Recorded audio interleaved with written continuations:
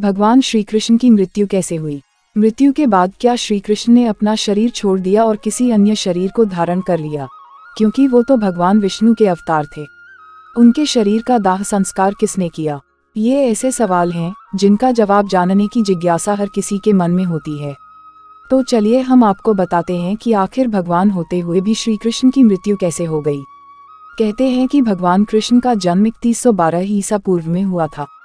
वैसे तो श्री कृष्ण का जन्म मथुरा में हुआ था, लेकिन उनका बचपन गोकुल, वृंदावन, नंदगांव, बरसाना और द्वारिका आदि जगहों पर बीता।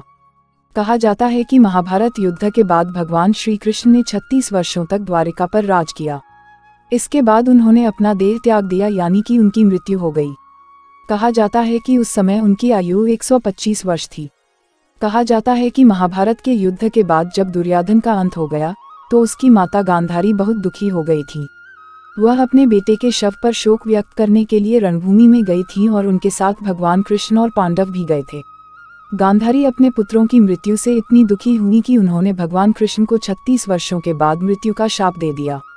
ये सुनकर पांडव तो चकित रह गए, लेकिन भगवान कृष्ण तनिक भी विचलित न हुए और मुस्कुराते हुए अपने ऊपर लगे अभिशाप को स्वीकार कर लिया और ठीक इसके 36 वर्षों के बाद उनका मृत्यु एक शिकारी के हाथों हो गई।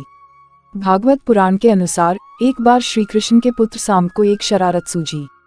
वो एक स्त्री का वेश धारण कर अपने दोस्तों के साथ ऋषि मुनियों से मिलने गए। स्त्री के वेश में सांब ने ऋषियों से कहा कि वो गर्भवती है।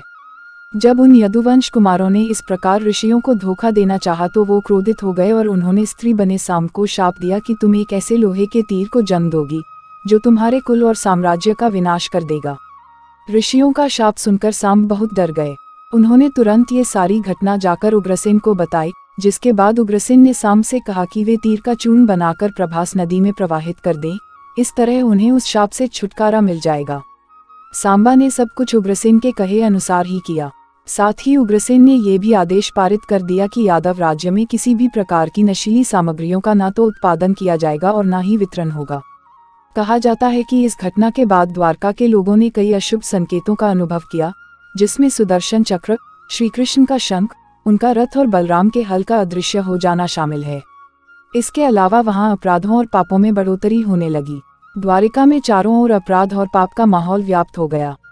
ये देखकर श्री कृष्ण बहुत दुखी हो गए और उन्होंने अपनी प्रजा से ये जगह छोड़कर प्रभास नदी के तट पर जाकर अपने पापों से मुक्ति पाने को कहा। इसके बाद सब लोग उनकी बात मानकर प्रभास नदी के तट पर गए, लेकिन वहां जाकर सभी मदिरा के नशे में चूर हो गए और एक दूसरे से बहस करने लगे। इसके बाद उनकी बहस ने लड़ाई का रूप धारण कर लिया और वो आपस में ही लड़ने मरने लगे। इस तरह आपस में ही लड़कर सभी लोग मारे गए। कहते हैं कि इस घटना के कुछ दिनों बाद ही बलराम की भी मृत्यु हो गई। भागवत पुराण के अनुसार भगवान श्री कृष्ण एक दिन एक पीपल के पेड़ के नीचे विश्राम कर रहे थे। तभी जरा नामक एक बहेलिये ने श्री कृष्ण को हिरण समझकर दूर से उन पर तीर चला लिया, जिससे उनकी मृत्यु हो गई। आपको बता दें कि ऋषि द्वारा कृष्ण के पुत्र सांब को दिए शाप के अनुसार श्री कृष्ण को लगे तीर में उसी लोहे के तीर का अंश था जो सांब के पेट से निकला था और जिसे उग्रसेन ने चूर्ण बनवाकर नदी में प्रवाहित करा दिया था। इस तरह ऋषि के शाप के अनुसार समस्त यदुवंशियों का नाश भी हो गया था और गांधारी के शाप के अनुसार महाभारत के युद्ध के बाद श्री कृष्ण के 36 वर्ष भी पूरे गए थे।